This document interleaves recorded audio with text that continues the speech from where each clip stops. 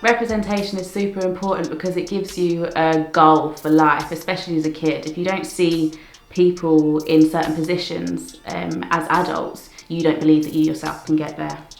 I think representation is everything. I think having grown up as somebody who didn't necessarily see themselves represented too much, the people that I did see myself in, like, have stayed with me to this very, very day. And the fact that I can count and like actually go back and think about like what they gave to me and how they influenced my life.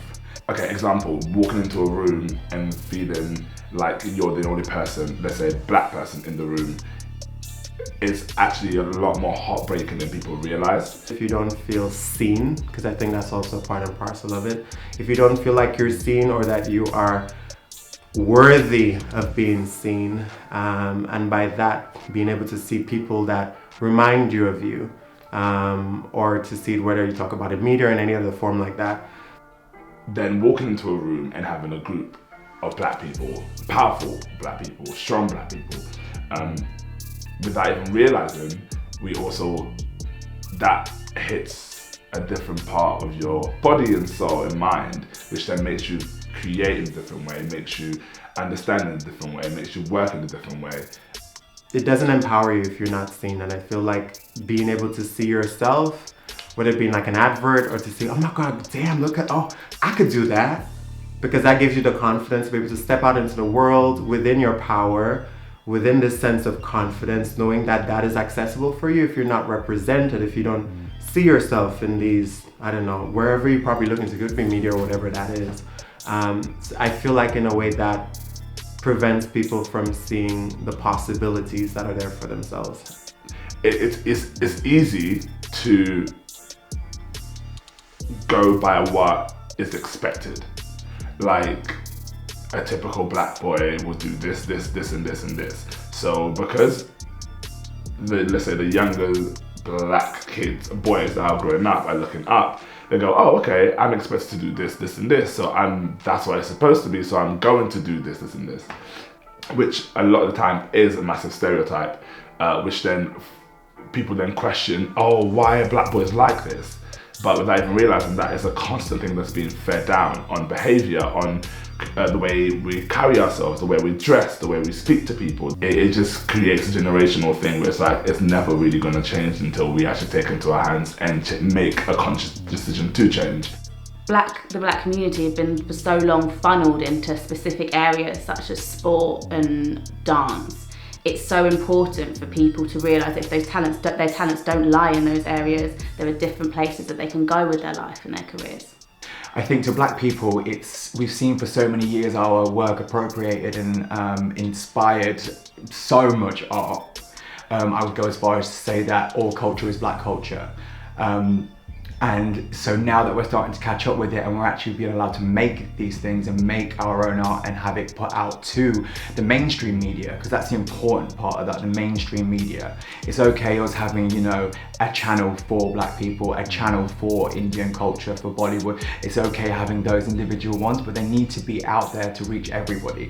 You are not worthy, you are not capable of, you cannot do, and therefore you have limited opportunities. So you're stepping out into a world which constantly is trying to dampen your energy down and dampen your power. And I think it is a very empowering thing to feel represented, to feel seen. Do I think there's a good representation of black and brown people in media? I think we have been forced over the last few years to take a good look at it. I think as somebody who's in the industry and who gets the castings, you know, before you've seen them on TV or and sees these breakdowns, they're starting to become a little bit more appropriate and a little less racist. The moment we have enough representation is the moment seeing somebody in a position is no longer shocking. No, I don't. I think the representation is often false and not authentic.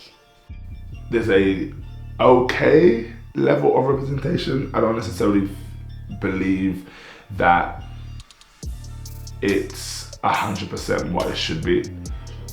Because they pick and choose who they want to represent. They'll use the lightest skinned person with the straightest curly hair. They don't use everybody across the board. They pick the faces that they want us to see.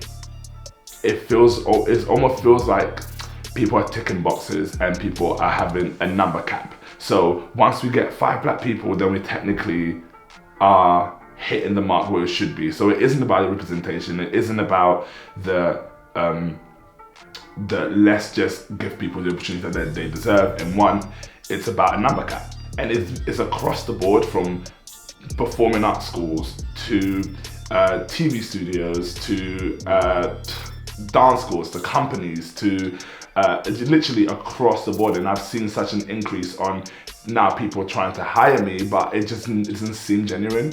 We're getting there. I think when we know we're going to be there is when I can walk into a casting and meet a casting director that is actually a person of colour, which in my entire 18 years of being in this career, I've never ever once walked in and seen that. Yes, I do, because I think a lot of companies have now become more heightened to it due to pressure from social media, but whether that representation is genuine is yet to be seen.